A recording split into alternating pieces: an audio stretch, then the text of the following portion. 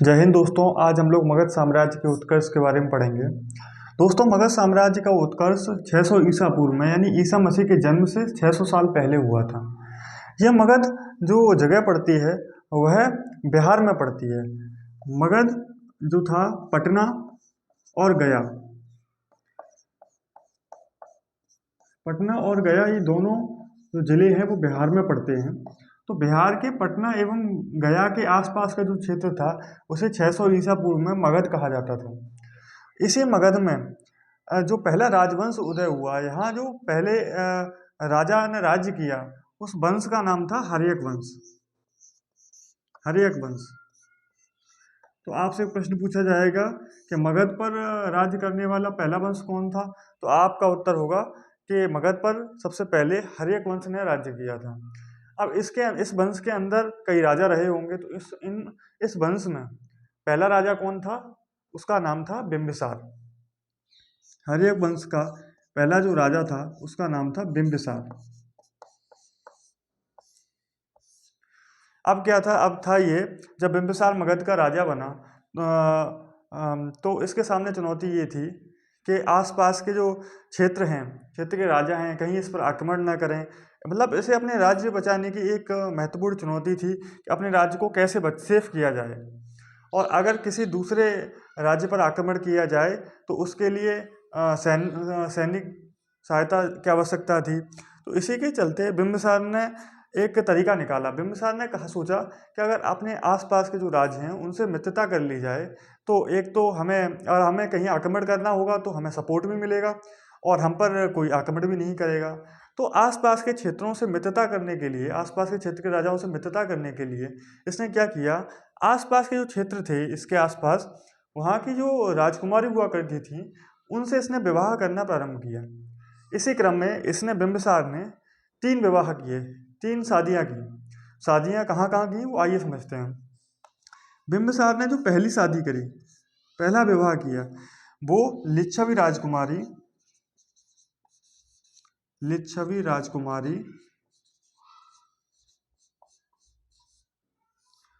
चेलना से किया। किससे किया? चेलना से किया। अब ये लिच्छवी कहाँ है? ये लिच्छवी जो हमारा बिहार है, बिहार में ऊपर वैशाली पड़ता है। वैशाली डिस्ट्रिक्ट है। वैशाली और उसके आसपास के क्षेत्र को लिच्छवी कहा जाता है। तो लिच्छवी यानी वैशाली के आसपास का क्षेत्र को उसमें लिच्छवी कहते थे। तो यहाँ की राजकुमारी थी, इनका नाम था चेलेना। तो इससे इन्हें विवाह कर लिया। बिंबिसार ने सर्वप्रथम विवाह किससे किया? लिच्छवी राजकुमारी चेलेना से, जो यहाँ वैशाली के आसपास का जो क्षेत्र था सारा इसी लिच्छवी के अंडर आता था। इन्हीं की जो राजकुमारी थी चेलेना, उनसे विवाह कर लिया। दूसरा फिर इसने विवाह किससे किया? दूसरा इसका जो विवाह हुआ, दूसरा विवाह इसने, यहाँ एक कौशल पड़ता है। कौशल उत्तर प्रदेश में जो अयोध्या है, अवध क्षेत्र है, उस अयोध्या अवध के आसपास के क्षेत्र को उस समय कौशल कहा जाता था। तो कौशल की एक राजकुमारी थी, कौशल की राजकुमारी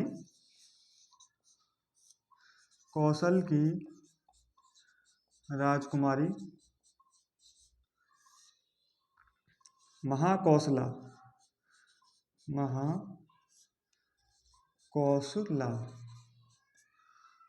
कौशल की राजकुमारी, यहाँ की राजकुमारी महाकौशला से इसने दूसरा विवाह कर लिया।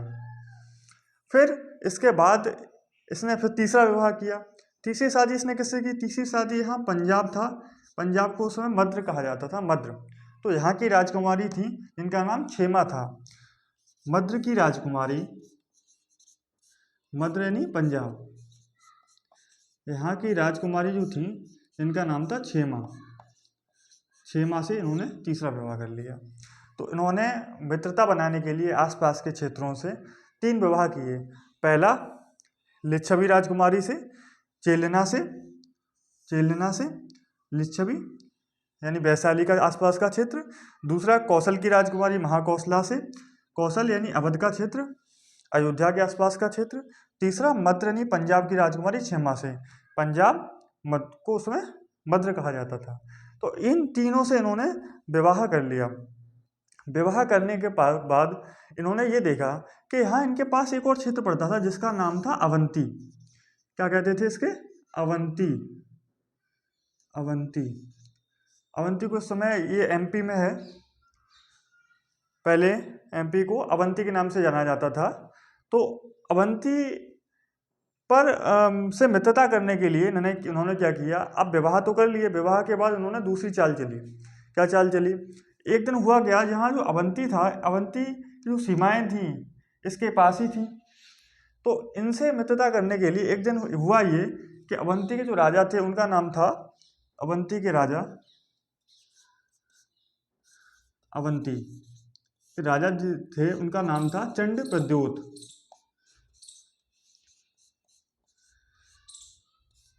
अवंती के राजा, यहाँ के राजा थे जिनका नाम था चंड प्रद्योत। एक दिन हुआ ये कि इन्हें पीलिया हो गया। क्या हो गया? इन्हें पीलिया हो गया। जब ये पीलिया हो गया, पीलिया या इन्हें पीलिया को पांड रोग भी कहते हैं।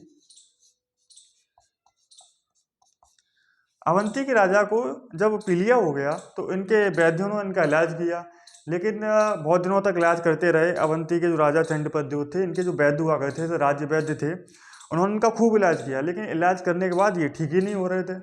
जब ठीक ही नहीं हो रहे थे तो एक दिन हुआ ये कि जो बिंबिसार था, मगध का सम्राट था, मगध के सम्राट बिंबिसार ने सोचा कि ना अपना जो राजवैद्य जीवक है वो बहुत ज़्यादा होशियार है, तो उसको अवंती के राजा चंड प्रद्योत के पास भेज दिया जाए, शायद ये ठीक ही हो जाए, और ठीक हो जाएंगे तो हमारी मित्रता हो जाएगी।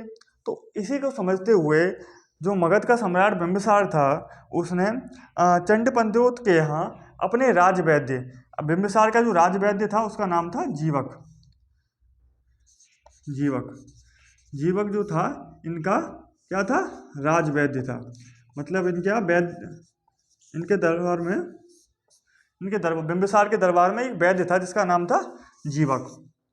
इसी जीवक को बिंबिसार ने भेज दिया अवंती के राजा चंड प्रद्योत के पास। किस लिए? इनका रोग ठीक करने के लिए, ताकि इनका रोग ठीक होता है तो हमें कुछ न कुछ बेनिफिट होगा, क्योंकि ये हमारे पड़ोसी राजा हैं। तो हुआ ये, जब गए वहाँ रुके 20-25 दिन, इलाज किया बढ़िया से। इलाज करने के बाद क्या हुआ कि वो चंड प्रद्योत ठीक हो गए। और जब ठीक हो जाएंगे तो सीधी सी बात है इनसे मित्रता हो जाएगी। तो हुआ भी कुछ यही, हुआ ये कि जो जीवक था, जीवक ने जब इन्हें ठीक कर दिया चंड प्रद्योत को, तो ये ठीक होने के बाद इन्होंने, जो बिंबिसार था, अवंती के जो राजा थे चंड प्रद्योत, इन्होंने मगध के सम्राट बिंबिसार से मित्रता कर ली।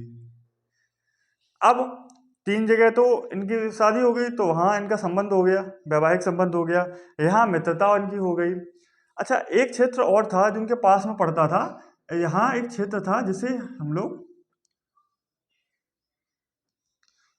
यहाँ का जो क्षेत्र है, इसे क्षेत्र को, ये बिहार में पड़ता है, जिसे यहाँ का राजा ब्रह्मदत्त था। ब्रह्मदत्त,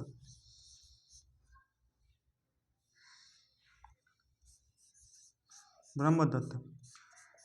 इस क्षेत्र का नाम था चंपा। क्या नाम था? चंपा। तो चंपा के जो राजा थे, यहाँ के राजा, इनका नाम था ब्रह्मदत्त। तो ब्रह्मदत्त जो थे, इनसे मित्रता इनसे हुई नहीं। जब चंपा के राजा ब्रह्मदत्त से मगध के सम्राट बिंबिसार की मित्रता हुई नहीं, तो उन्होंने क्या किया, बिंबिसार ने इस पर आक्रमण कर दिया, क्योंकि इन्हें बैकअप सपोर्ट तो हो ही गया था अवंती से, लिच्छवी से, कौशल से और मद्र से। तो चंपा पर जब इन्होंने आक्रमण किया, चंपा जो है वर्तमान में बिहार का जो मुंगेर जिला है, बिहार का यहाँ मुंगेर जिला और दरभंगा जिला है बिहार का, बिहार की दरभंगा और मुंगेर जो 2 डिस्ट्रिक्ट हैं, यहाँ के आसपास को उस समय चंपा कहा जाता था। तो चंपा के जो राजा था ब्रह्मदत्त, ब्रह्मदत्त पर जब मगध के सम्राट बिंबिसार ने आक्रमण किया, तो आक्रमण के बाद क्या हुआ, ब्रह्मदत्त जो थे पराजित हो गए। ब्रह्मदत्त की उन्होंने हत्या कर दी। हत्या करने के बाद में क्या हुआ, चंपा को जो राजा था, चंपा का, अब बिंबिसार का कब्जा हो गया, हाँ, चंपा पे, इस चंपा पे बिंबिसार का कब्जा हो गया। कब्जा होने के बाद इनका एक पुत्र था, बिंबिसार का पुत्र था, जिसका नाम था अजातशत्रु। तो बिंबिसार ने अपने पुत्र अजातशत्रु को, अजातशत्रु को चंपा का राजा बना दिया। चंपा का राजा कौन बना? चंपा का राजा बना अजातशत्रु, जो कि इनका बिंबिसार का पुत्र था। तो यहाँ तो मगध सम्राट खुद ही बिंबिसार शासन कर रहे थे। और यहाँ जो चंपा था, चंपा पर किसका शासन हो गया? चंपा पर शासन हो गया अजातशत्रु का। ठीक है, अब आइए आगे देखते हैं। आगे हुआ ये, इसके बाद बिंबिसार को का जब क्षेत्रफल बड़ा हो गया, क्योंकि चंपा भी इनके अधीन ही हो गया था, क्षेत्रफल भी इनका बड़ा हो गया, तो उन्होंने इनका एक दरबार में आर्किटेक्चर रहा करता था। आर्किटेक्चर का नाम था महागोविंद। इनका जो वास्तुकार था, वास्तुकार या आर्किटेक्चर, महागोविंद कौन था? इनका वास्तुकार था।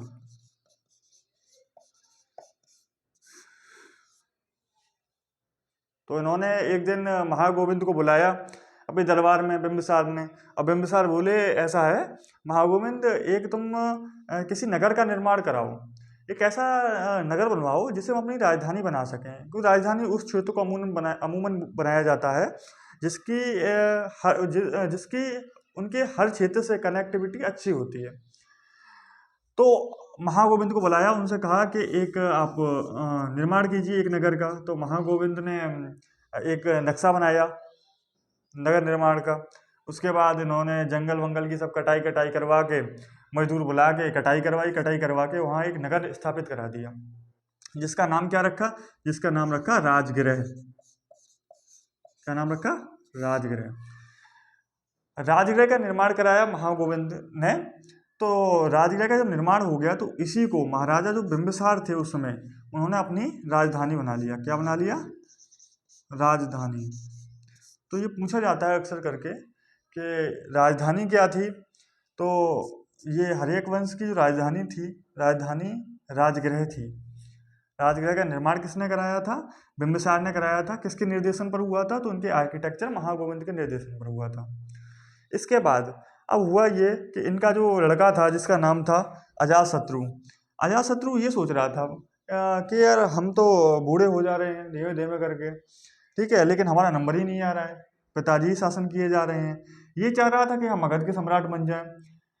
तो मगध के सम्राट बनने के लिए इन्हें इनके मित्रों ने, संबंधियों ने बताया कि ऐसा है, अब तुम्हारे पिताजी तो हटेंगे नहीं, उसके लिए आपको क्या करना पड़ेगा?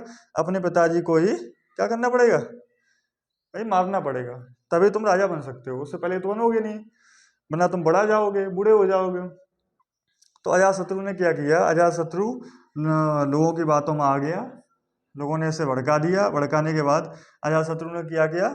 अजातशत्रु ने अपने पिताजी एक दिन बिंबिसार को क्या किया? 4 सैनिक बुलवाए, 4-5 सैनिक बुलवाए, और बुलवा के अजातशत्रु को दो पैर पकड़े, 2 हाथ पकड़े सैनिकों ने, उठा के जेल में डाल दिया। तो अजातशत्रु ने अपने पिताजी बिंबिसार को ही जेल में डलवा दिया। किस लिए डलवा दिया? क्योंकि राजा खुद बनना चाह रहा था, ये चाह रहा था हम ही मगध के सम्राट बने।